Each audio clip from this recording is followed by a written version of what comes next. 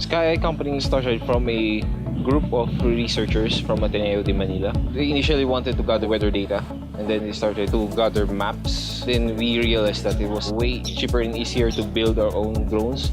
They're trying to develop ways in which drones can help improve lives and manage resources. And instead, a lot of the projects that excite us are those that engage the beneficiaries directly, because it treats them with respect and gives them the authority to be agents of their own well-being. For UAVs in humanitarian response, our global canvassing led us to the disaster-vulnerable Philippines. The Cisco Foundation supports organizations that are focusing on really innovative technology that will push the needle in the area of disaster response or humanitarian aid. And we see unmanned aerial vehicles, or UAVs, really playing a critical role in providing emergency relief and humanitarian aid. We want to get past all of the talk and really identify use cases and ways in which drones can be used for specific events to either reduce the risk of disasters or improve response efforts.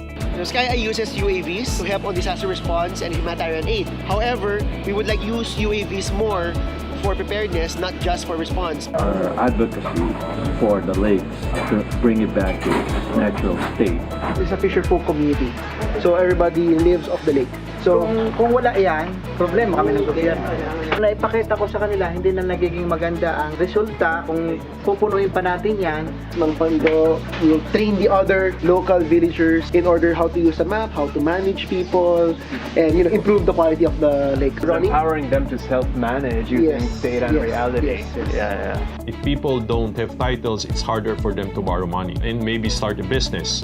There are about 24 million land parcels in the Philippines. Only half, or 12 million, have titles. We're trying to figure out the policies as well as the procedures to introduce new technology that can increase the pace of titling so that we can help title all of those millions of parcels.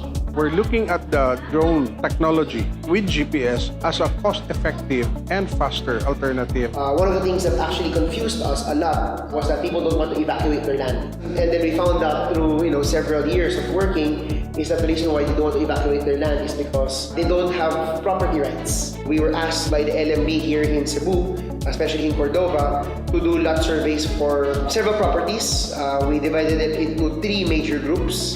9 hectares in one flight. But if you look at the amount of data and the areas we can cover in one day, this was a 10-minute flight. Now I can move on to the next one, to the next one, and the next one. But the nice thing is as well, every flight covers a certain area. So that area can now, if we had a computer here to do it, could take the imagery and start processing already. It's high-tech now. Nung una, gamit tayo ng transit, matagal yun eh. But now, if the drone will be used today, it's easy to survey the lot. It's less time to do the survey. So it's very nice if the drone will be close through. After I experienced subdivision survey using drone, I can compare it with total station. Total station takes a lot of setting up of instruments. Using drones is very efficient for subdivision survey. You produce image with such a high resolution.